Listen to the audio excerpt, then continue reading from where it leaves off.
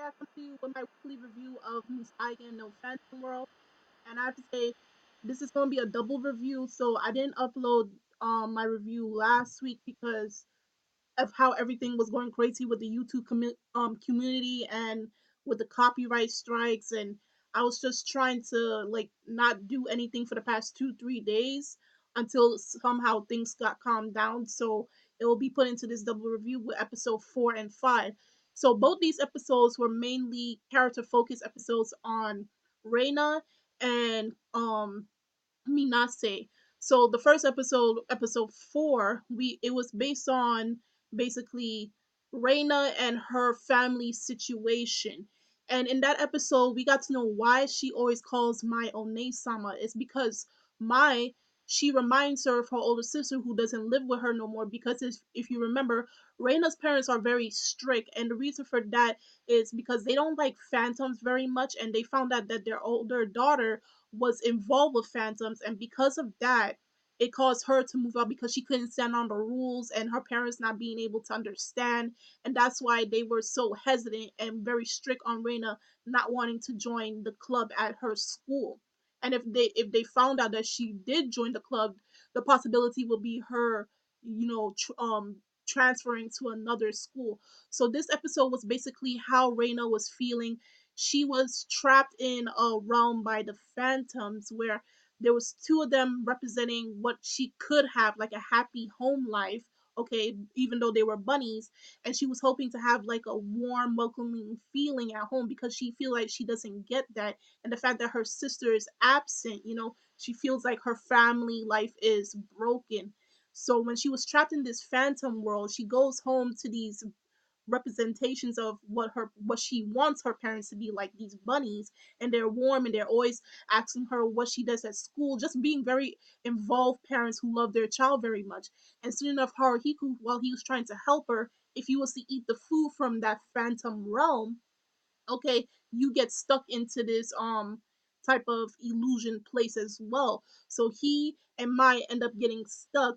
But at the same time, Reina had to try to stand up for herself and finally say, tell her feelings. And this episode was her trying to confront her parents and how she felt after her sister leaving. And Haruhiku told her and helped her, saying, what would happen if you was to leave your house? And then your sister decided to come back one day. And we also found out that Haruhiko, he lives only with his father because his mother left him because his parents had, differences between each other. So he knows exactly what Reina was going through. So he tried his best to help her so she doesn't cross onto the side to stay with the phantoms. And at the end of the episode, she was very grateful for the fact that these phantom parents showed her the way to become stronger and convince her real life parents of what she wants to do. And of course, they agree with her being in the club. They didn't say anything about no exceptions, but now she's being more open with her family.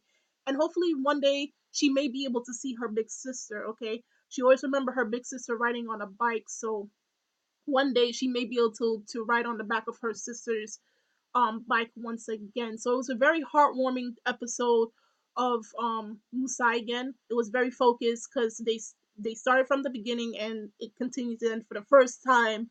Okay, so now we're getting into the motion where if they mention something into the episode, they're gonna stick with it. Now for episode 5, okay, another character driven episode. It was Minase, and if you remember Minase, she is the character who has that special ability to use her vocals, her singing, in order to create barriers or deflect any attacks and defeat a phantom. So her powers, her abilities are so strong that they showed her past where she first awoke in her abilities 4 years prior to the storyline.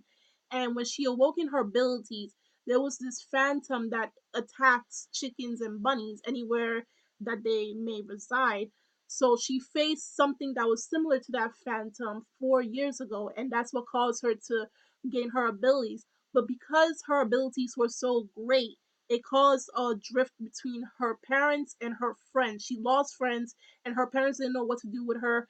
And they were like, they distanced themselves from a child, which you should never do. You should try to be as accepting as you can of your child, no matter what type of differences they may have from ordinary people.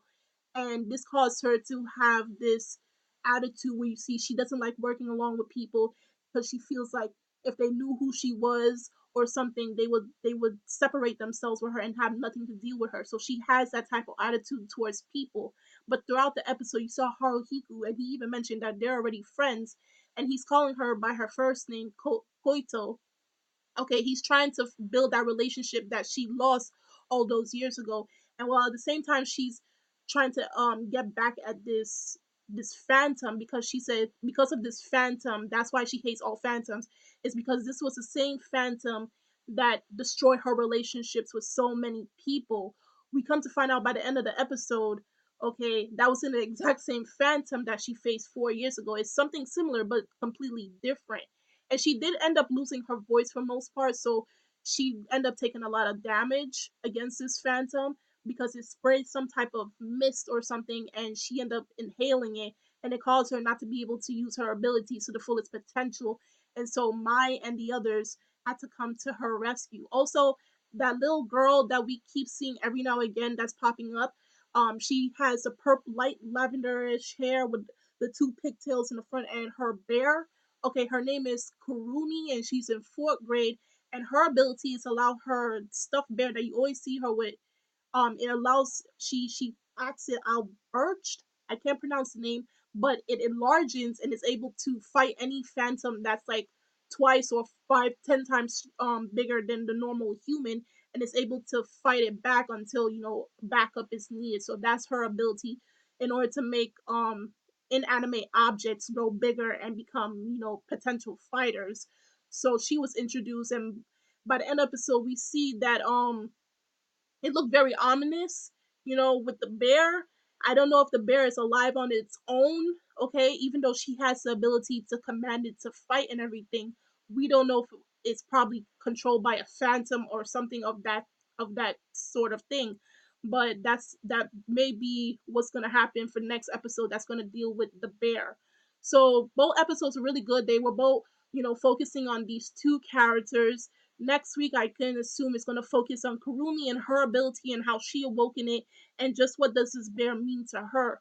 So if you saw both episodes, tell me what you thought about them in the comment section below. What was your most favorite part? And tell me how you think this developed both of these characters. Do you think it developed both of them very well? Tell me that in the comment section below.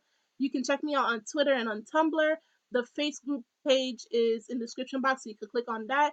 And I'm Kimmy Chan of Anime Legends Podcast, and I will see you guys later. Bye.